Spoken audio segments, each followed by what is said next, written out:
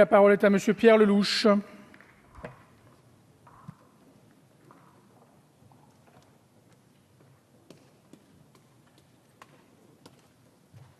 Merci, Monsieur le Président, Monsieur le Ministre, mes chers collègues. Une fois n'est pas coutume, je soutiens pleinement pour ma part, et je sais que cette attitude est partagée par de nombreux collègues de l'opposition, la démarche salutaire du gouvernement à l'occasion de ce texte.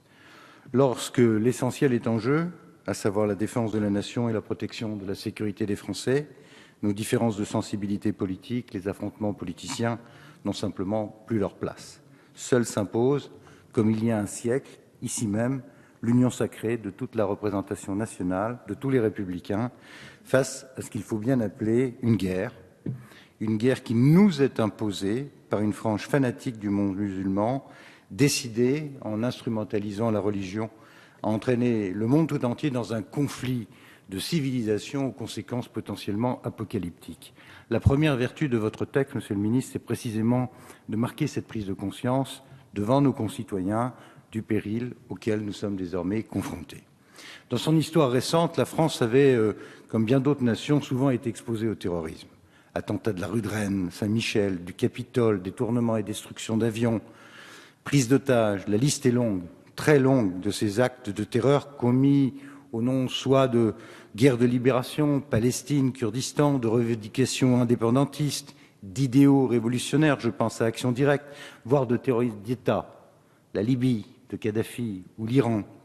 Dans chaque cas, ce terrorisme prenait pourtant classiquement la forme d'un chantage, donc d'une sorte de négociation. Entre le terroriste et l'État visé, le vecteur de la terreur, la plus spectaculaire possible, étant utilisé contre la population civile afin de faire céder le gouvernement en place. Dans ce billard à trois bandes macabre, terroristes, population civile, État visé, il y avait cependant toujours présent l'idée d'une revendication et d'une négociation.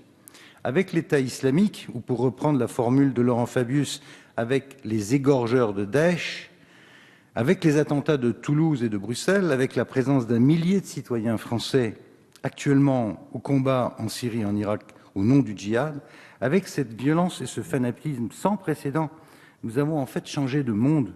On ne négocie pas, on tue.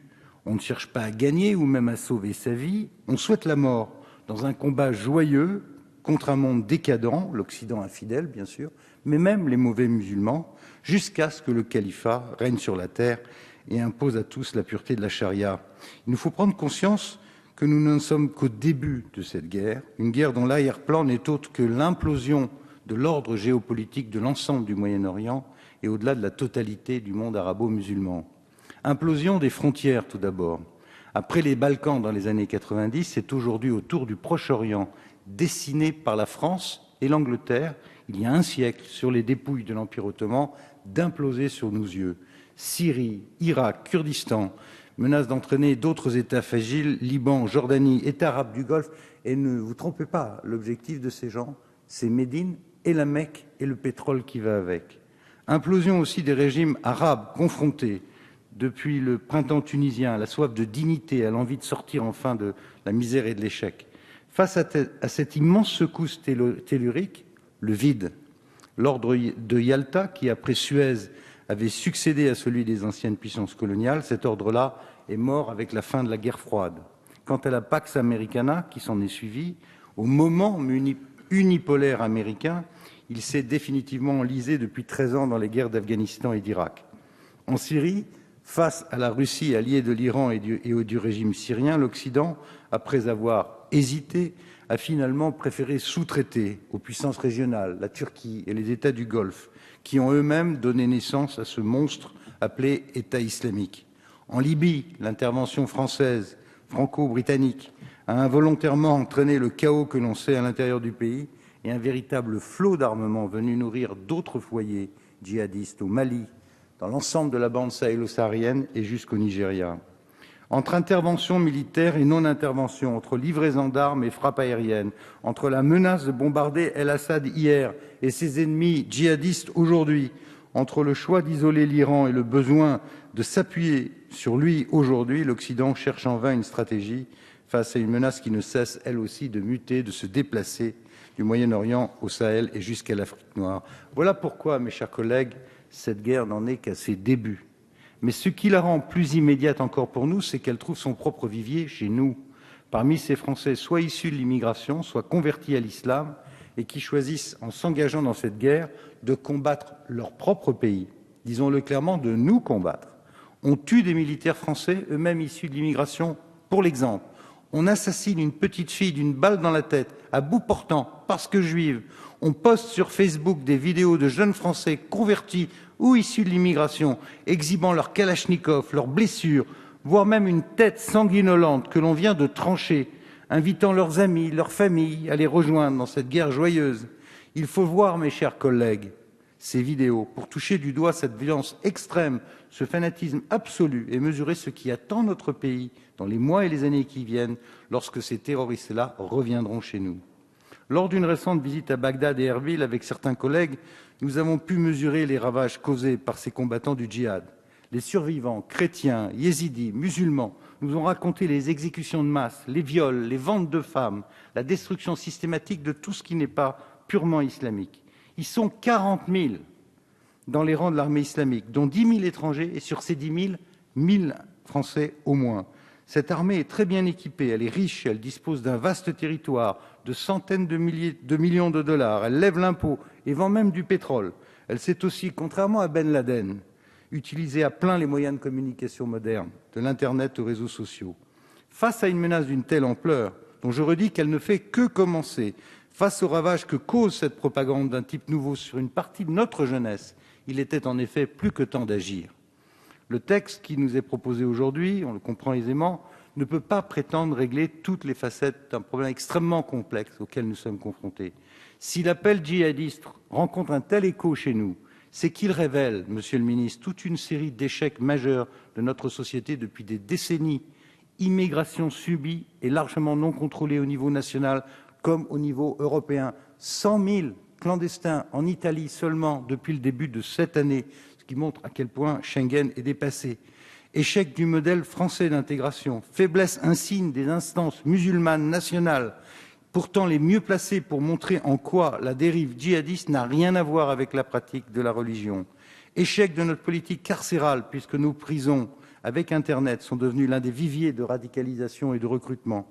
Échec du renseignement, identification tardive de Mera, arrestation à l'aveuglette de Nemouche, absence de coordination efficace à l'échelon européen, et j'en passe. Et que dire de la complaisance avec laquelle nous avons maintenu les meilleures relations avec les États qui soit financent le terrorisme depuis des années, soit laissent passer par famille entière des djihadistes européens de l'autre côté de la frontière.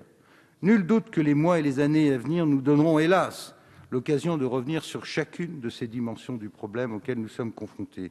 Le texte qui est devant nous aujourd'hui n'est donc qu'une première étape utile, je l'ai dit, et en tant que première prise de conscience, mais nullement suffisant à lui seul s'il n'est pas accompagné rapidement de toute une gamme de mesures nécessaires en matière de contrôle de l'immigration, d'éducation, de mobilisation de la communauté musulmane de France contre l'extrémisme, de politique carcérale, d'une meilleure coordination de nos services de renseignement, sans oublier d'efforts accrus en matière de défense et d'un cap de politique étrangère qui ne se résume pas à suivre les oscillations erratiques de la politique américaine. Nous aurons, lors de la discussion des articles, Monsieur le Ministre, l'occasion de revenir en détail sur les mesures que vous proposez. Je le dis d'emblée, j'approuve celles qui touchent, d'ailleurs très difficiles, au contrôle de la propagande mortifère sur Internet. De même, j'approuve les dispositifs prévoyant une meilleure coordination interministérielle dans la lutte contre le terrorisme. Dans le même ordre d'idées, nous soutiendrons également l'évolution de notre loi pour criminaliser les actes commis par les fameux loups solitaires. Il n'en demeure pas moins que ce texte me paraît comporter plusieurs insuffisances, il me reste 1 minute pour les lister rapidement, dans au moins 4 domaines fondamentaux. Premièrement, ce texte est muet sur le financement du terrorisme, alors même qu'une résolution récente du Conseil de sécurité 2170 renforce les obligations des États en la matière. J'attends du gouvernement des mesures simples et fortes, en particulier en matière de gel des avoirs, sur tous ceux, y compris les dirigeants d'État, qui, de près ou de loin, aide au financement du terrorisme et de la propagande terroriste.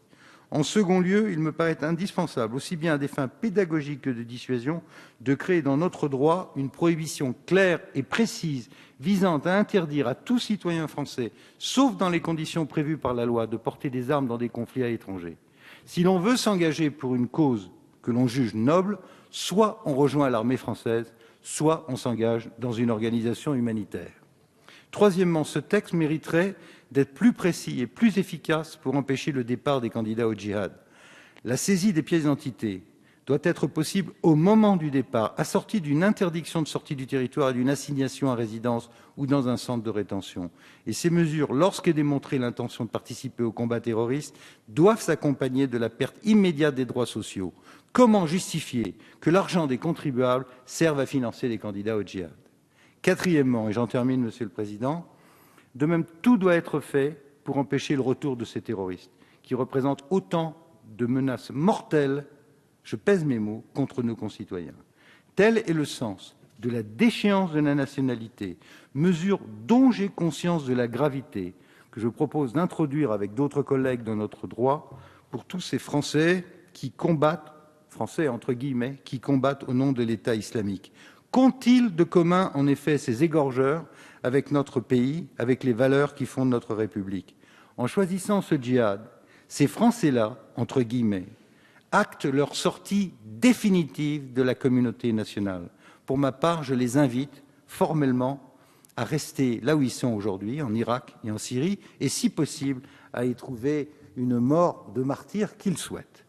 Voici donc, mes chers collègues, ce que je pense de ce texte important et utile au moment où nous entrons dans une phase dont nous devons tous mesurer la complexité et la gravité pour l'avenir de notre pays et puis pour l'avenir des Européens. Merci de votre attention. Merci. Prochaine séance ce soir à 21h30, suite du projet de loi relatif à la lutte contre le terrorisme. La séance est levée.